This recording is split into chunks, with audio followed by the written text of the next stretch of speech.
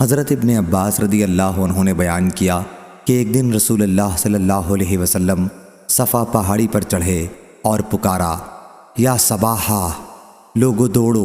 اس آواز پر قریش جمع ہو گئے اور پوچھا کیا بات ہے؟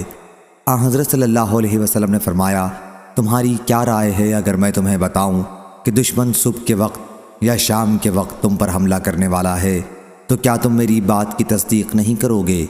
انہوں نے کہا کہ ہم آپ کی تصدیق کریں گے۔ آپ صلی اللہ علیہ وسلم نے فرمایا کہ پھر میں تم کو سخت ترین عذاب دوزخ سے پہلے ڈرانے والا ہوں۔ ابو لہب مردود بولا، تو ہلاک ہو جا، کیا تم نے اسی لیے ہمیں بلایا تھا؟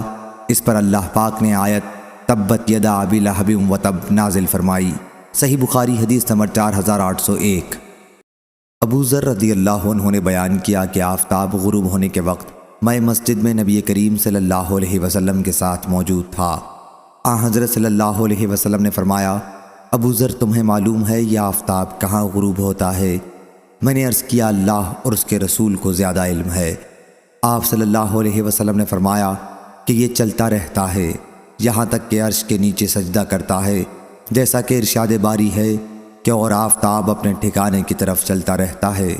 یہ زبردست علم والے کا ٹھہرایا ہوا اندازہ ہے۔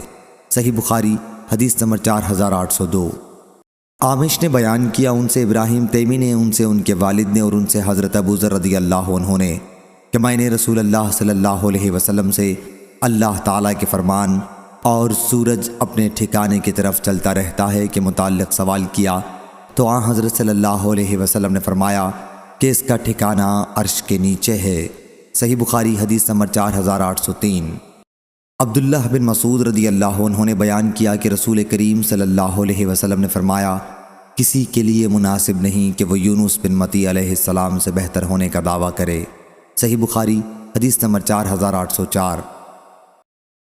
محمد بن فلیح نے بیان کیا، انہوں نے کہا مجھ سے میرے والد نے بیان کیا، ان سے بنی عامر بن لوئی کے ہلال بن علی نے، ان سے عطا بن یسار نے اور ان سے حضرت ابو ہریرہ رضی اللہ عنہ نے کہ رسول اللہ صلی اللہ علیہ وسلم نے فرمایا، جو شخص یہ دعویٰ کرے کہ میں یونس بن متی علیہ السلام سے بہتر ہوں وہ جھوٹا ہے۔